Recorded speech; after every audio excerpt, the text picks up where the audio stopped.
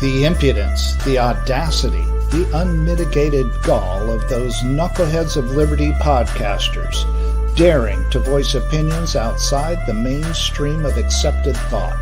Listen if you dare. It's angry, it's funny, it's even sometimes sad, but it's always based on freedom and justice, as you will see. Here's our host, Jason McPhee.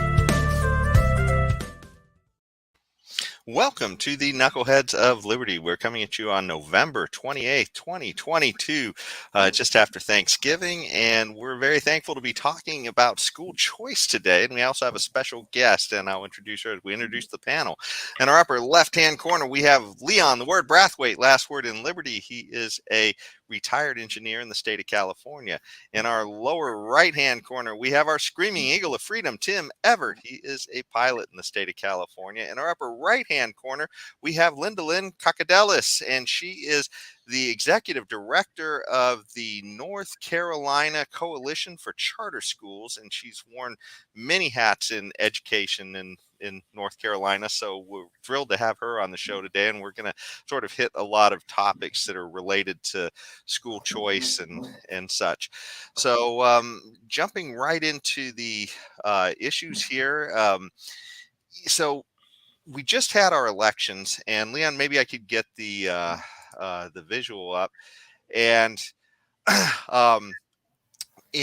it's funny because we had people elected who generally you would think of school choice as a Republican issue, but every now and then you find a rare bird in the Democrat Party who seems to be for school choice. And so I noticed that the governor of Colorado. Jared Polis. He is actually somebody who apparently has voiced support for school choice. And it seems like even in North Carolina, you guys had, let's see, it was a Governor Cooper. Yeah, Governor Cooper, and he actually wound up saying that kicking off, I guess, school choice week earlier in the year, which is kind of, I guess that sounded like that was kind of a first to have a Democrat pushing that. Well, let me give you the background on that, because Governor Cooper does not support school choice. There was somebody new in his proclamation office, and they passed it. So somebody in the office got it through, but interesting enough, he never had it posted on his proclamation page. and so then they covered up by going, well, he is for charter schools, but he's not for opportunity scholarships and the other school choice programs we have in North Carolina. So he's for controlled choice. He'll control your choices, and that's what. And he always knows best. Yeah. Executive orders all the way down. Governor Cooper knows best. Okay. Yeah, I guess that is a little bit of I guess a rare find if you are able to find Democrats who are for it, because they're so heavily tied to the teachers unions. So, and of course, the teachers unions tend to favor keeping these schools completely locked into the government. And so, yeah. So, so as far as things go, I mean, is this, Linda Lynn, this is sort of your area. Is this sort of a common thing that you found, that it tends to be sort of one party that's much more for school choice than the other? Right. Well, and it's interesting because when Clinton was president, in fact, at that time, he came down and spoke to our General Assembly, encouraging, embracing charter schools and asking for the legislation to be passed. That would never happen now. And I think, charter schools was a token to any kind of other school choice, to letting the money follow the child. And so we don't want vouchers. And that was at the time DC vouchers were coming up and all of that. We don't want vouchers, but maybe we'll go with charter schools. And the teachers unions kind of saw the handwriting on the wall that they couldn't be against everything at that time. And so charter schools were birthed. And 25 years later now, they're taking more students and more students and more students. And we're finding out here in North Carolina, we had, since 2019, we had almost a 20% increase in charter school enrollment here in the state, while the district schools are continuing to decline. And the last 5 years, even before COVID, we saw in Mecklenburg County, Wake County, our largest counties, that they were declining. So do y'all go? I mean, I know your main focus is North Carolina, but do y'all have any connections on the national level? Do y'all go to deal with organizations outside of North Carolina? We work with the National Alliance for Public Charter Schools. That is a C3. We are a C6, so we get more involved in elections. But we also, I'm on a phone call with charter school associations monthly, and I see. so each state has their own charter school association. Got you. Got you. Yeah. I It's wonder. I funny. wonder. I wonder I mean, I don't know if you know this, but how are charter schools in California? I mean, do you know what the numbers are like? I mean, I really don't hear very much about that here in our state, quite frankly. Do you know anything about it, by the way? Well, I know the teachers union is very loud in California, Oh of yeah, course. we know that one. Very, very loud. And so Yeah. what they've done in California, and I can get the numbers for you while you guys have a discussion on something else, but the National Alliance would have that. But I do know California passed laws recently not to allow education management organizations any more management organized charter schools in the state. So that means like your National Heritage Academies, your Charter Schools USA, those kinds of organizations will won't be able to start or be a vendor in California. You're seeing my husband behind me. He just walked Yes, in. I've seen it. Now, see, if this were California, that could just be somebody literally wandering through Water, your. it was in another room, so we just what can I say? As long as he doesn't steal more than $600. Right. Well, yeah. Tim, remember, it's over $900. Let's not be Okay, stingy my here. mistake. Yes. But yeah, so it is funny though, because you do see a lot of these Democrat politicians, the way they vote with their feet with kids is they seem like they all support school choice, because at least choice for their kids. Yeah, yes. Well, I Yes. will have to tell you, when I was the executive director of the Charlotte Children's Scholarship Fund, which was preliminary to our Opportunity Scholarships, which came from the state. This was private money for low-income families to choose a school. I'll never forget a mom coming in right before the elections with a brochure for a candidate. And I knew that candidate did not support school choice. So I told that mom, I said, now, this candidate does not want you to have the freedom to pick a school for your child like what you've got right now. Oh, no, I'm sure he does. So anyway, short story here. We called the candidate's office. I had the mom ask the person that answered the phone if they were in favor of school choice. They said, oh, well, they're in favor of children. I said, that was not my question. Had the mom continue to ask the question until they said, no, he does not favor that. The mother hung up the phone, took the brochures that she handed me, and threw them in the garbage. That's great. I guess there's hope. Yes, exactly. Most families, especially in our minority communities, have no idea that the Democrat Party is trying to take away every bit of school choice, and they aren't aligned with the teachers union. And most of our minority and Hispanic families do not realize that until they're confronted with it. And I think that's why we're seeing the success in Florida is these families, especially your African-American moms, they have woken up. You want to talk about, the woke culture. Well, they woke up and found out that they do not want their educational freedom taken away.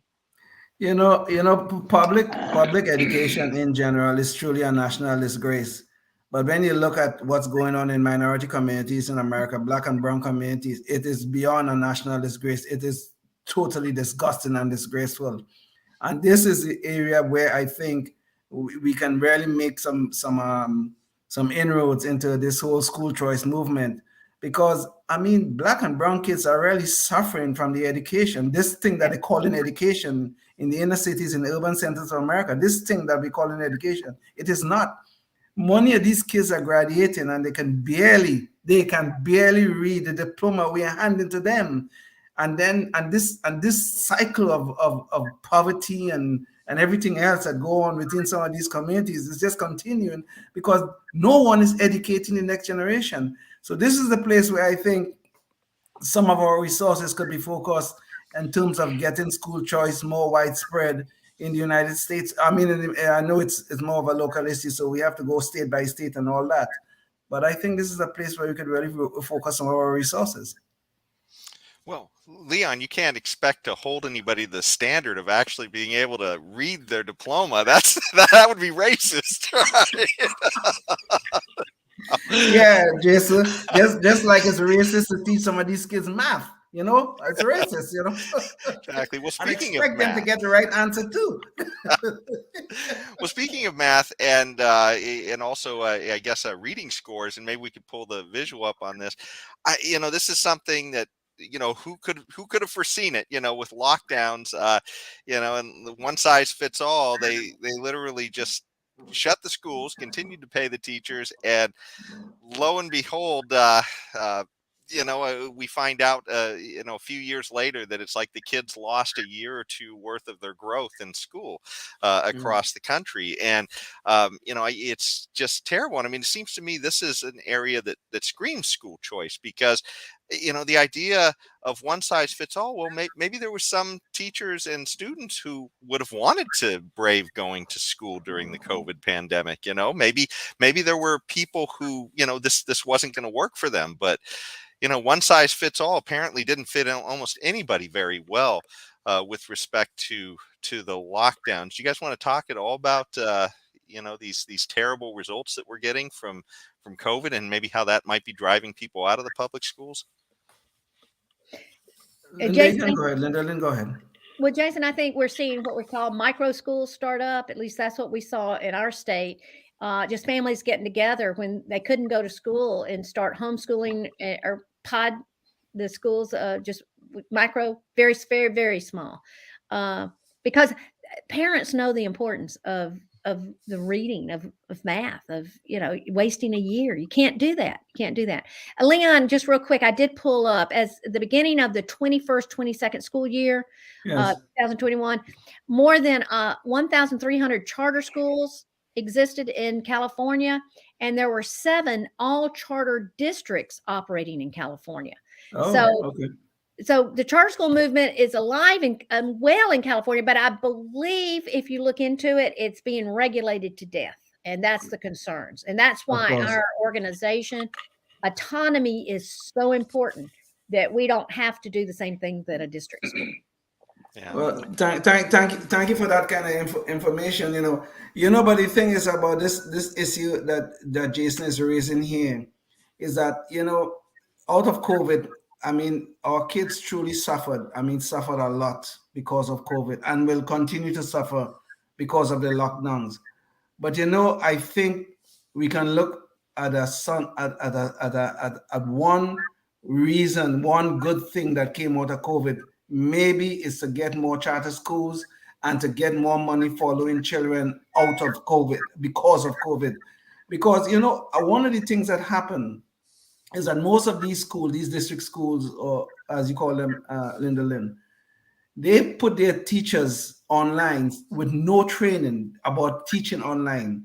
And some of them were just barely even functioning as teachers. And it really was a disaster. And we're seeing the results of that right now. So maybe the COVID might have done one good thing. The lockdown might have done one good thing, is to make parents aware of the disasters of public education throughout this country. And if we don't do something about it, we're going to have a real problem coming down the road, coming at us like a freight train running down the road that's going to run over us if we don't do something about the next generation in terms of their education. Hopefully, the lockdowns woke some of us up. Well, I think one thing it certainly did is it took the mask off of the teachers' unions and what some of their motivations were. That it doesn't seem like, yes, they say they're for the children, as Linda sort of, mentioned an example of it. And it's not really, it's such an empty, statement to say when clearly for the children would not have been just, without any thought, just sort of throwing away a year or two's worth of their education. And some of the stuff we saw during the lockdowns was a teachers union literally saying that they were not going to come back and teach unless they got things that were completely unrelated to the schools, Exactly. political priorities of the Democrat Party passed, like defunding the police. I just can't even imagine that is the standard that, hey, we're not going to, yeah, this is all for the children, but you know what? Until we get the police defunded, your kids can just, Yeah, could rot in education hell. Yes. Yeah, but and it's funny too because maybe you could pull up back the visual, Leon. But this is resulting in a lot of people leaving the schools as we've been discussing, and apparently it's also leading to some white flight, I guess. As there's all of this politics is working its way into the schools, and it tends to be highly racialized discussion nowadays. I mean, when we talk about some of the CRT stuff and everything else, it's literally causing people to just say, well, if you're going to maybe tell my kid that he's a problem just because of his skin color, then maybe, maybe I'm just, going to quietly leave, look for the exits. That's exactly right. So yeah, so I mean, there's that. But thank goodness, I mean, like Leon said, because of some of the, excesses, the largesse of the teachers union during this strike, or during this COVID pandemic, we've actually seen some wins. In Arizona, they had some sort of landmark reforms passed where now the money follows the child in Arizona. So that's hopefully that can be a beacon to the rest of the country. So do you guys want to talk any more about you guys want to jump in on the COVID lockdowns and any of the effects that we've seen? This thing about white flight, I want to talk about that just a little bit. The left always choose to see everything in terms of race. Is a black versus white, white versus Hispanic, black versus Hispanic, on all these sort of things. They always look for the racial angle. The truth of the matter is parents concerned about the education of their children, and nobody could see it. Well, they left. They cannot see that because if a disproportionate number of whites do something, obviously it's done out of racism. And this thing is so disgusting, it's unbelievable. It does nothing to help educate our children when this is the issue that we're raising. They always want to talk about diversity, equity, and inclusion, all this damn nonsense, but it does not educate our children. So we have to stop this nonsense that everything that a white person do is something done at the detriment of a black person. It is garbage. It is nonsense. It does nothing to help the next generation. And Leon, I could agree with you more, but what I saw while I was on the Charlotte Mecklenburg of Education was not white flight, but I did see bright flight. Yes. And it doesn't matter the race. If the parent does not think their child, and it's not economic as much when you can have opportunity scholarships and you have scholarship money that can go to lower income families. It's bright flight that's leaving the system, which is scary. Yeah. When and a lot of this is just because the standards are going out the windows. I mean, we've had here in California, because they don't like they're totally conscious about the demographic of the kids coming into the University of California system. And so they're just, as Leon said, looking for every way to put under a microscope your melanin I guess, levels as you're coming into these schools. And so that's the metric they're most concerned with. And so the SATs and scores that they've used as a metric to try and figure out if kids are ready for their university system, they've literally tossed them out here in California because they don't like the way the finish line looks. And it seems like they're completely missing the point. If you don't like the way the finish line looks, do some work at the starting line to make sure that kids are more able to lace those shoes up and cross the finish line. You don't completely reform the finish line just because you're upset about how the race was won. And this is really kind of insane. And what it's really showing is that we're all losing the race because of this government monopoly on public K through 12. It's just performing so poorly that, they're not really liking the outlook that they're getting from so many of these places. And just one more point on that too. They talk about this being a racial issue, with the SATs, and that's why they want to get rid of them. But who smashes these tests, especially in math? It's foreign students who are trying to apply to these schools. And who would be more culturally disadvantaged than somebody who's not even a native English speaker coming and taking these tests in order to get in? And they're doing just fine on these tests. So it really bespeaks to our terrible performance in our government K through 12 schools. If you follow the logic of the left, then really and truly Asian kids are really oppressing white kids. Okay, if you follow the logic of the left, I mean, this is the kind of nonsense that is going on here. It was George Bush. I'm talking about the second George Bush. It was George Bush who said, what we are seeing here in terms of Black and brown communities is this soft bigotry of low expectations, because the teachers unions and some of these education establishments are going into these communities with the mentality, of course, well, these kids cannot learn certain things, so of course we have to dumb down the education.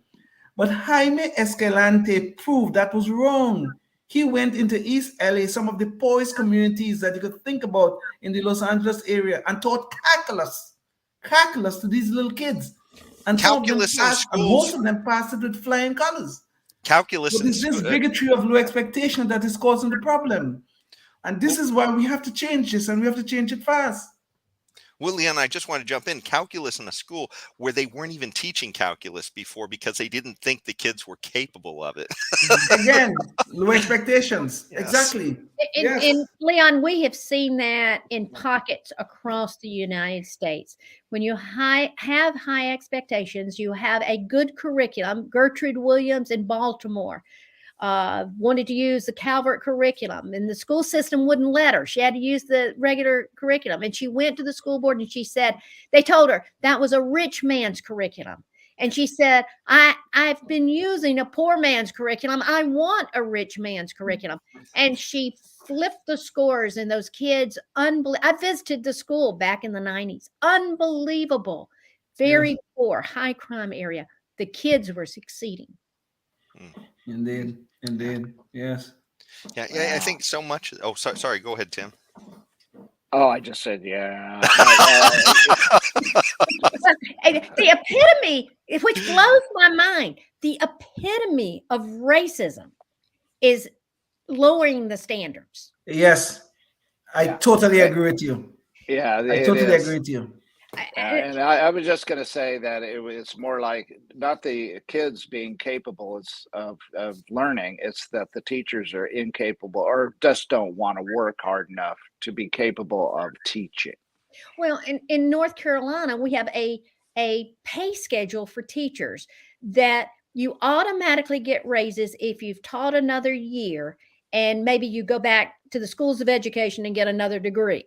Okay. Yes. You pay more money to get, and it's not tied at all to the purpose of education. It's not tied to the kids' performance at all.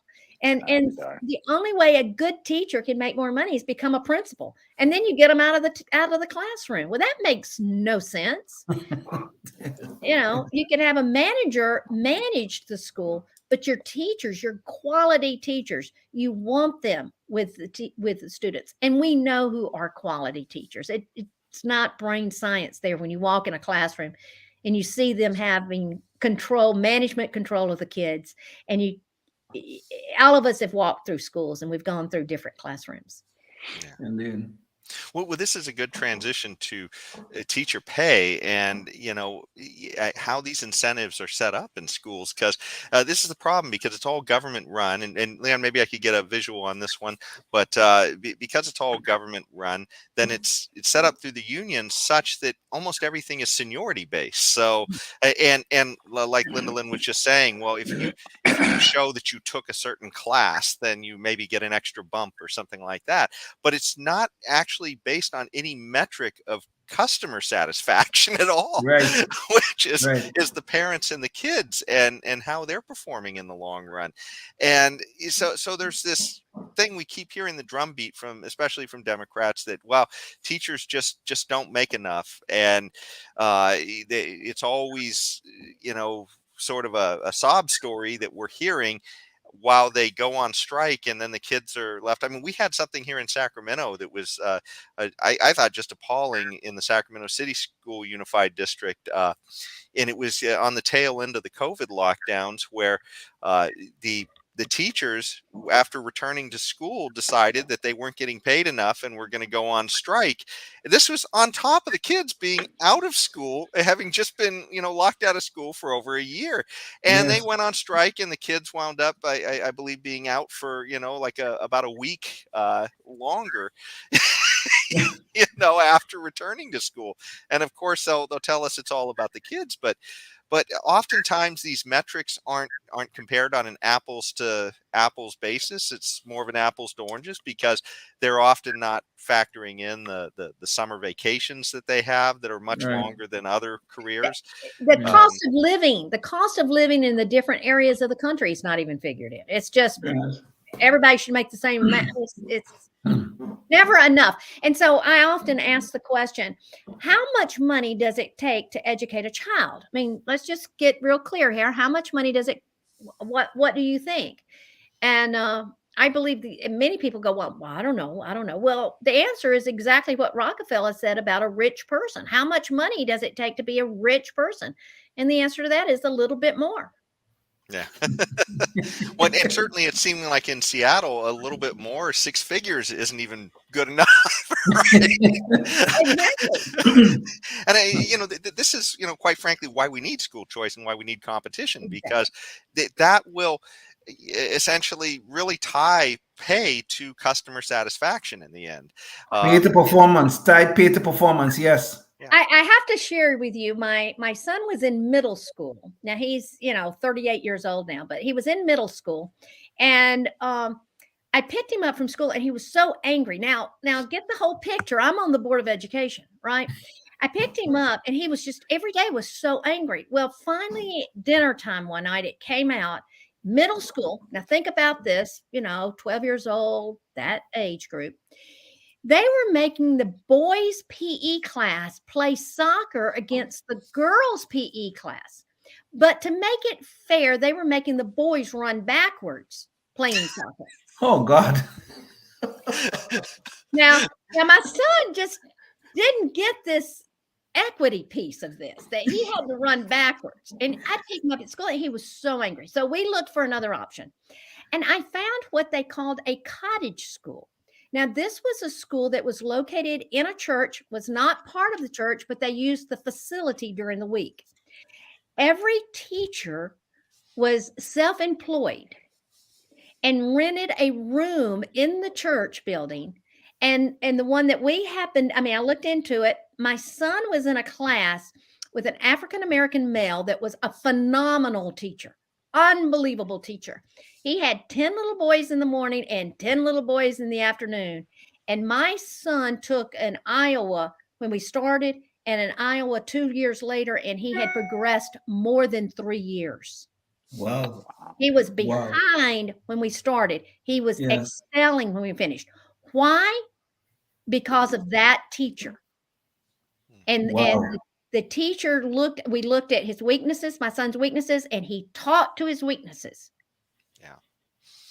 Well, and that's where, I think we might have discussed it on a possibly a different show, but we all have different needs. I mean, this is the problem. It's not a one size fits all, but with a government system, it's inevitably going to be one size fits all, because I think, sorry. Yeah, it will be for people who can't afford anything else. Yeah, that's true. And if we don't get the voucher program out the way it needs to be. But this teacher literally did what a beauty shop, when you go into a beauty shop, your beauticians rent their space. Mm-hmm.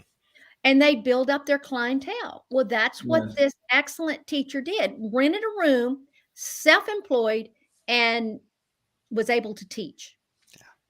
Well, and this is part of the issue, right? When you allow things to be more privatized, you allow for innovation, which is, I think, one of the biggest things that's missing in this whole discussion is when you don't have competition, when you just say everybody gets paid by some metric of rules and and metric of seniority, then yes.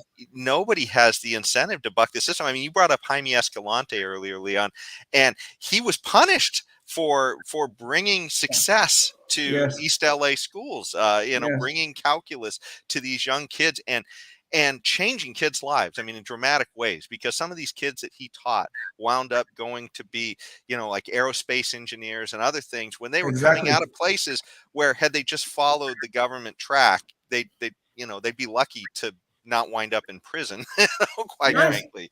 So, but he was punished. The teachers union literally picked him off because he was thinking outside the box. He wanted lots of changes that weren't in the union rules in order to do what he needed to do. And I remember he kind of finished up his career here in Sacramento, which is kind of interesting. He actually taught at Hiram Johnson High School here. So, maybe a little feather in their cap, I guess, although I'm not sure that I've heard rave reviews about Hiram Johnson lately.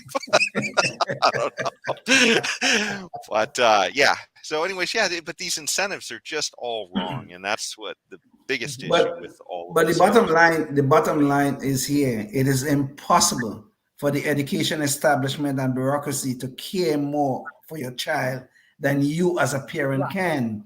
It's impossible. So they could only give you one size fit all. And that is a disaster, as we see that is ongoing in our public education today. That's all they can offer, is one size fit all. Well, and Leon, the district schools works well for some children. Sure. It does work well for some children, but it is like what you said, it's not meeting the needs of all children. Indeed. And when I was the executive director of the North Carolina Children's Scholarship Fund, that was a private scholarship program that we had in Charlotte before we passed the educational opportunity program here in North Carolina. And I tell people often, we scholarship 400 children, various education providers. I never had a parent call me that said, my child is reading so well. I love my teacher. The school is wonderful. Can I please have money to go someplace else?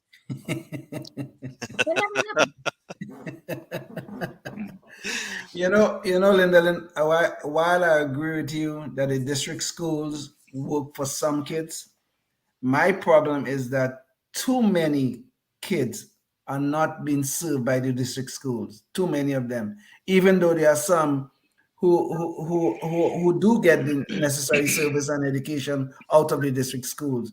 We're having too many failures in the public schools, the public district schools, for us to allow this to continue as it is going on right now. That's my only point. Right, and that's why, Leon, the money needs to follow the child. There we go. That we could agree on with no problem. Yes. And where their child is their needs are being met, the parents can pay their money to the district school. Yes. If that school's working for them. For my daughter in high school, we went to a large high school, and she was drum major of a band of 300 kids. Well, you're not really going to get 300 kids probably in a private school. But she learned so much being the drum major. Yeah. Didn't work with my son, worked with my daughter. There you go. Yeah. Yeah. Well, I almost think about it like, suppose your only two choices were, say, McDonald's and Burger King. It would be, and if you were just those were your controlled choices, and you had no other choices, it'd be hard to know what success looked like outside of McDonald's and Burger King. Exactly.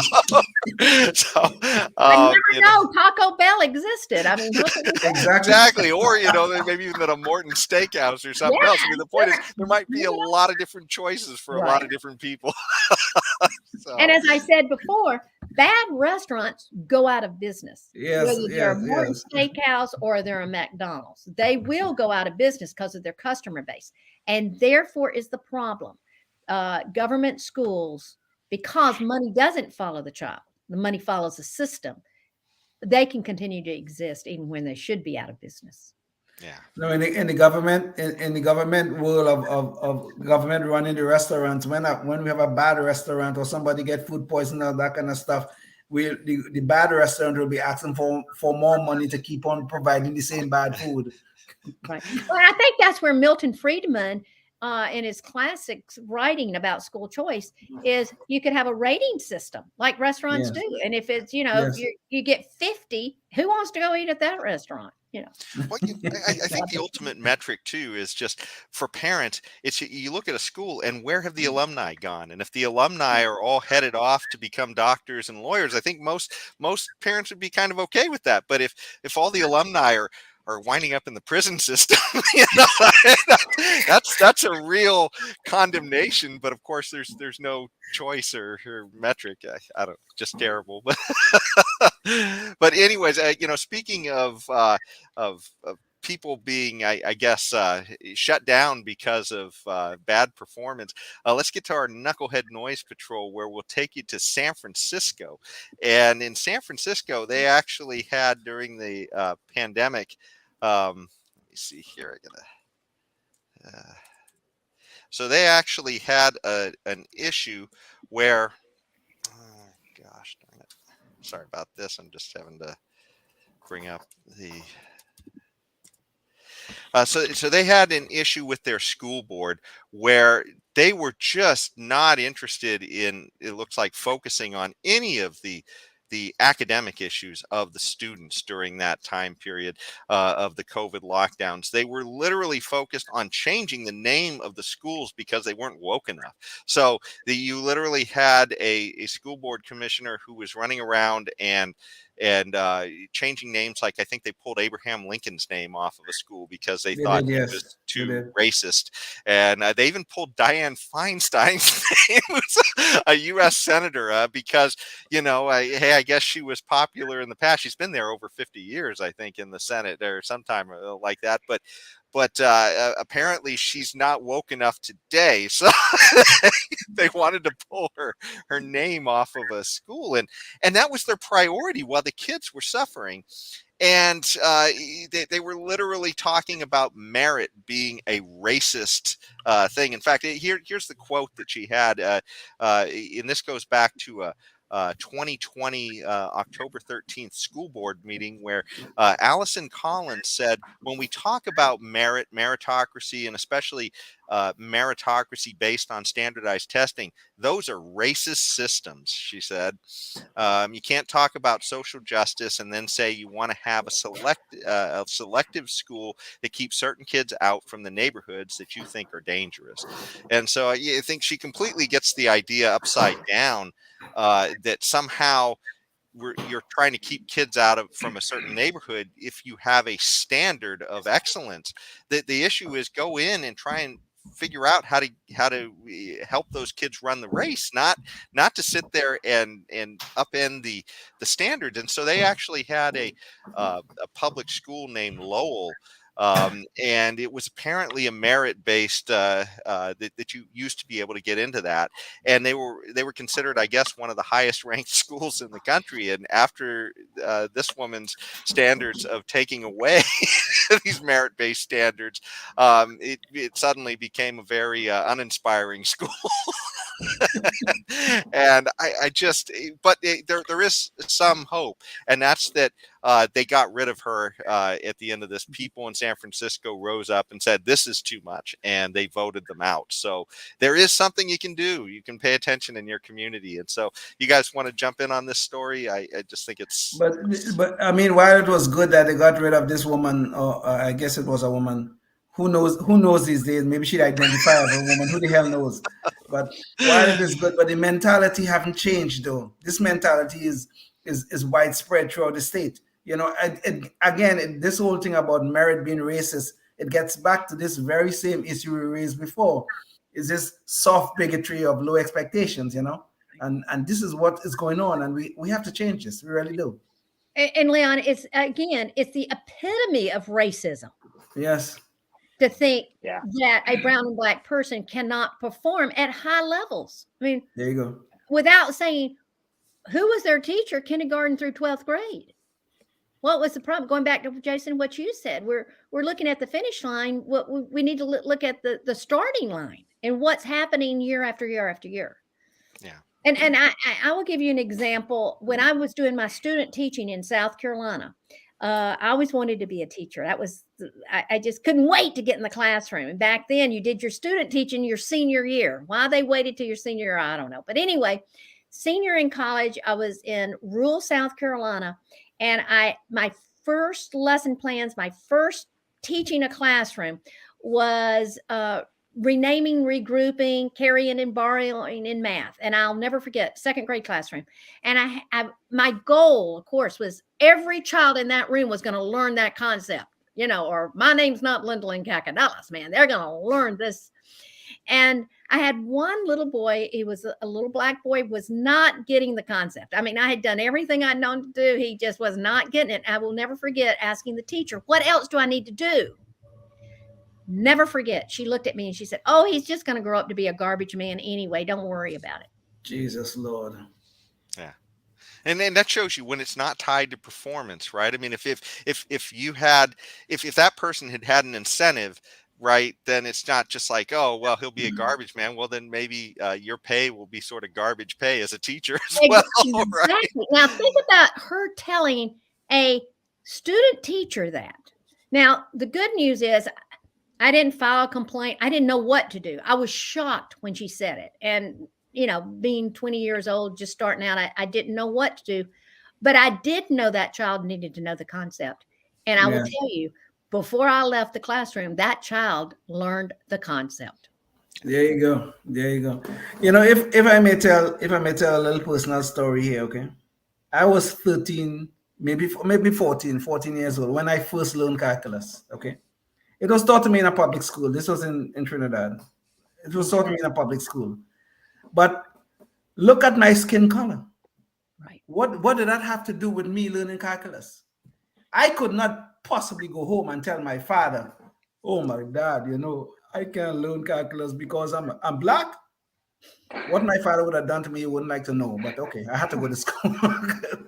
But the point is, though, there was no soft bigotry of low expectation going on. There was none of that.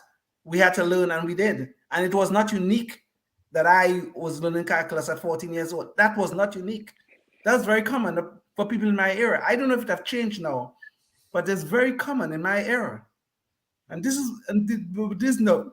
but now we have this soft bigotry ongoing that is destroying the next generation.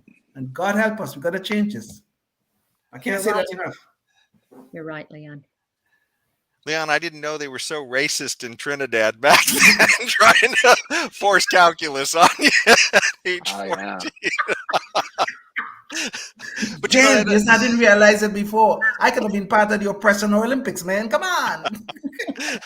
Well, but that was the point of Jaime Escalante too, is what he found is that they literally told him his students must be cheating because they were all Hispanic or mostly Hispanic students, and they were learning calculus, first generation in their families to do that in most cases.